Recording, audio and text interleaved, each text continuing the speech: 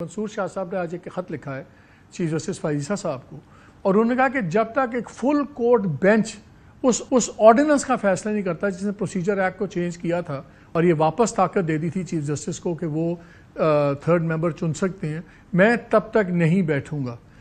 میرے نزدیک تو انہوں نے ایک فکس میں ڈالا ہے آنے والے چیف جسٹس کو، ٹیکنیکلی تو اس چیف جسٹس کو خط لکھا لیکن ان کے لیے ایک گڑا سا خود گیا، اور ایسا ہی خط منیب اختر صاحب نے بھی لکھ دیا ہے، اگرچہ وہ کہتے ہیں کہ جسٹس منصور اور جسٹس یحییٰ آفریدی اور جسٹس من اللہ ایک ہی چیمبر کے تھے، میرا تو خیال تھا دوستوں والا سلوک ہوگا۔ Very quickly then I have to go to Mazhar. مجھے یہ بتائیں ساتھ کہ اب وہ یہ کہہ رہے ہیں کہ پہلے آپ فل بینچ بنائیں کورٹ کا، پہلے اس چیز کا فیصلہ کریں کہ یہ کانسٹیٹیوشن آرڈیننس غلط تھا یا صحیح تھا، ورنہ میں بینچ میں نہیں بیٹھوں گا۔ اب نئے چیف جسٹس کے پاس دو آپشن ہیں، یا وہ فل کورٹ بینچ بنا کے وہ پٹیشن سنیں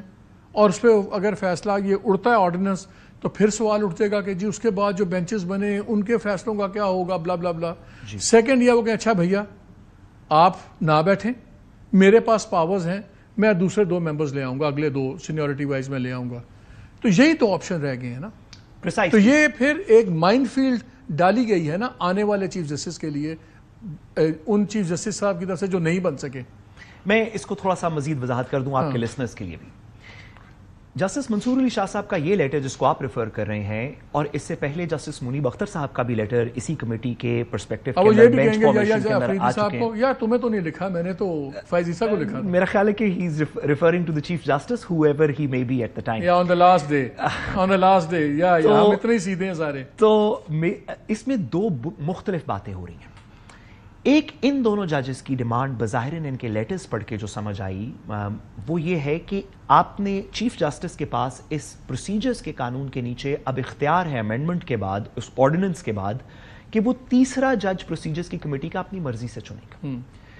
ایک یہ جج صاحبان، سینئر دونوں جج صاحبان کہتے ہیں کہ آپ ایڈمنسٹریٹو سائڈ نہیں، اب دونوں کہہ رہے ہیں کہ یہ فل بینچ بنائے ورنہ ہم نہیں بیٹھیں گے، تو پھر وہ دو جج لے آئیں گے۔ میں دو گزارشات کروں۔ ایک وہ ایڈمنسٹریٹو سائڈ پہ چیف جسٹس ایک انڈیپینڈنٹ ٹرانسپیرنٹ فیصلہ کریں کہ تیسرا جج کون سا ہے، اور اب دو چیلنجز سپریم کورٹ کے سامنے ہیں، ایک اس آرڈیننس کا چیلنج جیسے پروسیجرز کمیٹی کا، اور ایک کانسٹیٹیوشنل امینڈمنٹ کا چیلنج جو کہ پاکستان کی تاریخ میں 14 دفعہ کانسٹیٹیوشنل امینڈمنٹس چیلنج ہو چکی ہیں۔ سر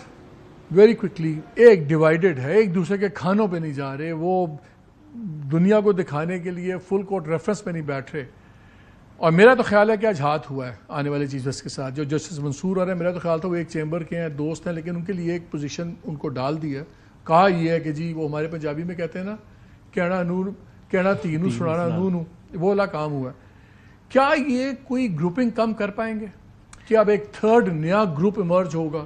میں آئی سی یور پوائنٹ کہ جیسے آپ نے کہا کہ جسٹس منصور کے لیٹر سے جسٹس یحییٰ آفریدی کے اوپر ایک آبلیگیشن کریٹ ہو جائے گی، لیکن میرا جینوئنلی خیال ہے کہ جسٹس منصور علی شاہ اس ججمنٹ کے بعد جو قاضی فائزہ صاحب نے لکھی ان کو ایک رسپانس کر رہے تھے۔ جسٹس یحییٰ آفریدی کے اوپر میری بیٹ یہ ہے، دو بیٹس میں آپ کے ساتھ لگانا چاہتا ہوں اس کے اوپر۔ میری پہلی ایکسپیکٹیشن ان سے یہ ہے کہ نہ صرف کہ وہ سپریم کورٹ کے اندر سینٹی لے کے آئیں گے، وہ ججز جو دوسری طرف ہیں ان کو بھی قائل کر کے سپریم کورٹ کے اندر کچھ یونیفارمٹی لے کے آئیں گے، اور آپ جوڑ لیں گے، اور آنے والے دنوں میں آپ دیکھیں گے کہ ان کے کی ایڈوائزرز میں سینئر موسٹ ججز آف دا سپریم کورٹ ہوں گے۔ اور دوسری بات میں کرتا چلوں، اگر کل کو اس کانسٹیٹیوشنل چیلنج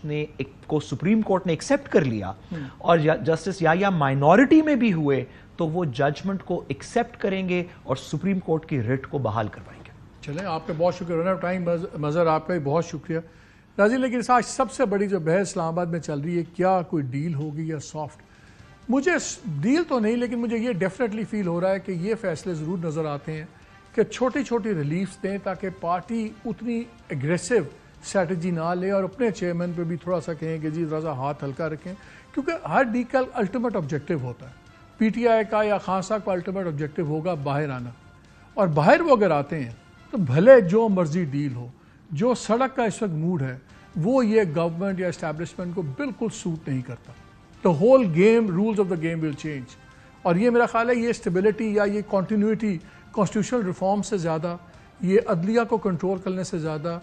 اس بات سے ہے، یہ گورنمنٹ اس لیے آزاد ہے کہ عمران خان مقید ہے، اینڈ آئی تھنک اگر یہ اسٹیٹس الٹیمیٹلی چینج ہوتا ہے دین آل بیٹس آر آف۔ سو مجھے تو نہیں لگتا ابھی ڈیل ہے، गो स्लो की हो सकती है, उससे ज़्यादा नहीं।